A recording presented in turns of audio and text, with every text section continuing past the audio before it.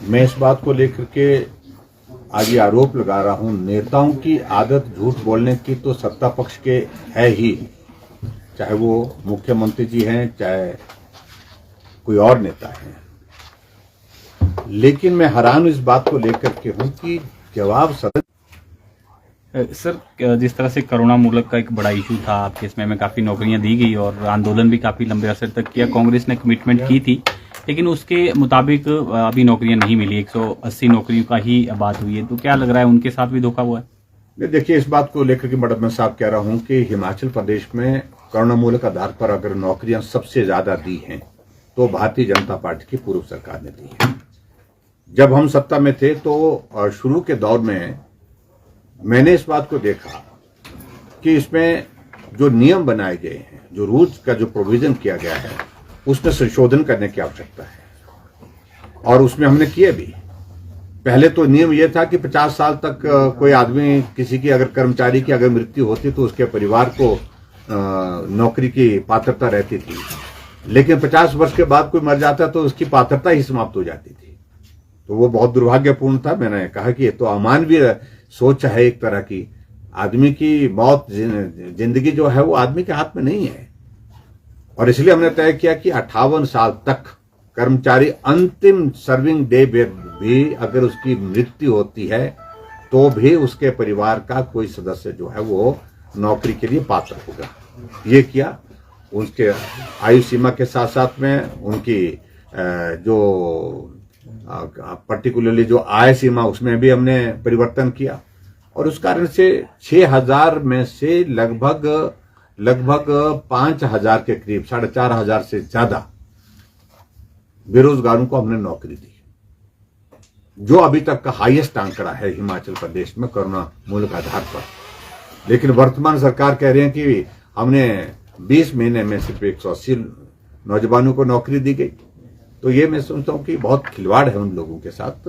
ठीक है, उस वक्त भी वो अपने स्ट्राइक पर बैठे और मैंने उनको कहा था कि जब हम काम कर रहे हैं, आपके लिए मदद कर रहे हैं, तो ये स्ट्राइक नहीं करनी चाहिए। और उस वक्त ये सत्ता पक्ष के लोग जाकर के उनके वहां पर उस तंबू में जाकर के उनको उकसाते रहे।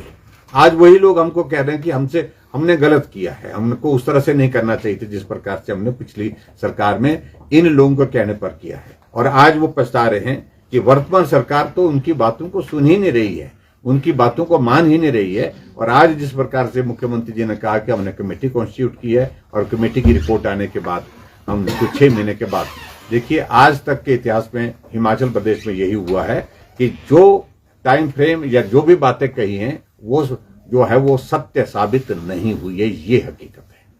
कर्मचारी सर आंदोलन कर रहे हैं, सचिवालय कर्मचारी आज से काले बिल्ले लगाकर अपना रोष जाहिर कर रहे हैं एरियर और डीए के मसले को लेकर, और बीते दिनों प्रदर्शन भी हुआ था, उसमें 10 लोगों को नोटिस जारी किए हैं सरकार ने।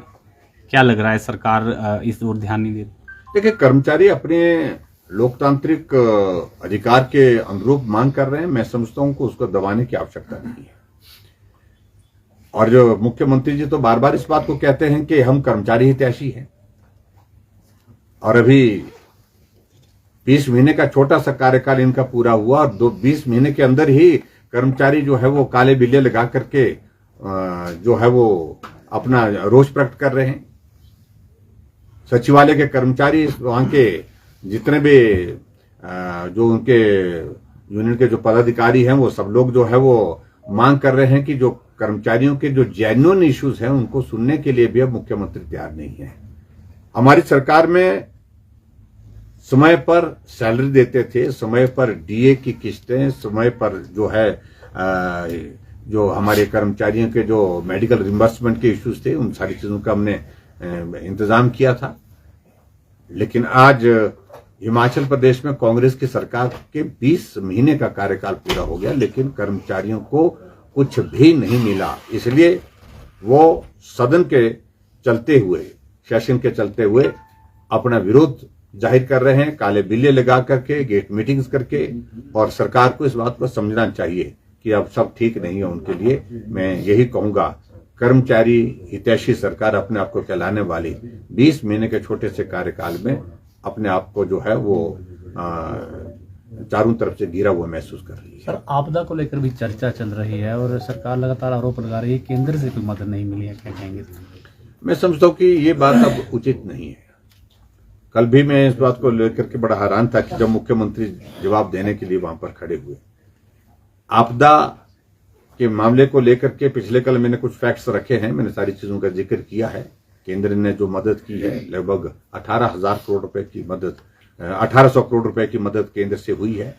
और इसके अलावा हिमाचल प्रदेश के लिए 18,000 के लगभग जो मकान मिले हैं। और इसके अलावा हिमाचल प्रदेश के लिए विभिन्न योजनाओं के माध्यम से विकास के लिए कोई कमी, चाहे PMGSY की थर्ड फेज की जो शुरुआत के लिए पैसा दिया 2700 करोड़ रुपए।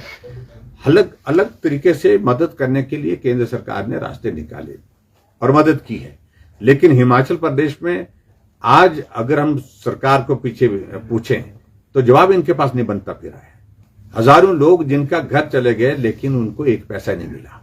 हजारों लोग जिनको आपने कुछ पैसा दे करके उनको शांत करने की कोशिश की, कहने के लिए कहा आपने 7 लाख रुपए देंगे, 1 लाख रुपए दे करके उनको छोड़ दिया गया। 1 साल बीत गया और कहा कि प्लिंथ जब होगी उसके बाद दूसरी किस्त देंगे। अरे प्लिंथ नहीं, उन्होंने घर बना करके उसमें रहना भी शुरू कर दिया। आदमी बेघर हुआ है, उसकी मजबूरी है, व्यवस्था है, वो कब तक तंबू में रहेगा। लेकिन उसके बावजूद भी, घर बन जाने के बावजूद भी अभी तक जो है वो ये किस्त जो दूसरी किस्त जारी नहीं कर रहे हैं। और अभी हाल ही में जो नुकसान हुआ है हिमाचल प्रदेश में, जिसमें 70 से ज्यादा लोगों की दुखद मृत्यु हुई है, बहुत जगह गांव बह करके चले गए हैं, वहां के बारे में सरकार अभी तक शांत है, अभी तक बोल नहीं रही है। कल कह रहे हैं कि अभी तो बरसात चली हुई है, अभी तक हम बरसात का इंतजार करेंगे, मतलब और घरों के बहने का इंतजार करेंगे, उसके बाद अनाउंस करेंगे। हमने कहा कि 7 लाख रुपए पिछली बार आपने एक घर के लिए देने की बात कही, तो अब की बार भी आपको 7 लाख रुपए देने चाहिए, क्योंकि मुख्यमंत्री समझ गए और वहां के आगे 1.5 लाख रुपए देंगे। ये मुख्यमंत्री जी अपने स्टेटमेंट है। तो आप कितनी बार झूठ बोलेंगे, कितना झूठ बोलेंगे? और खासतौर से ऐसे लोगों के लिए जो आपदा में बहुत बुरी तरह से पीड़ित हैं, बहुत परेशानी के दौर में से गुजर रहे हैं, उनको भी झूठ बोल रहे हैं। और दूसरी बात, तो 4,500 करोड़ रुपए की हिमाचल प्रदेश में उन्होंने कहा कि भी हमने 4,500 करोड़ रुपए हिमाचल प्रदेश में एक पैकेज देने की बात कही है। उस 4,500 करोड़ रुपए से जब हमने पूछा कि मुख्यमंत्री जी आप बताइए, हमको बताइए कि आपने उसमें से स्टेट गवर्नमेंट की ओर से कितना पैसा दिया, सारा का सारा पैसा वो है जो केंद्र सरकार ने दिया अभी तक, और बहुत कम पैसा मिला है। बहुत लोगों को अभी तक भी उम्मीद है, हम जाते हैं एप्लीकेशन देते हैं लोग कि हमारी जमीन चले गई, हमारा बगीचा चला गया, हमारे पशुशाला चले गए, लेकिन उसके बावजूद एक पैसा अभी तक मिला नहीं।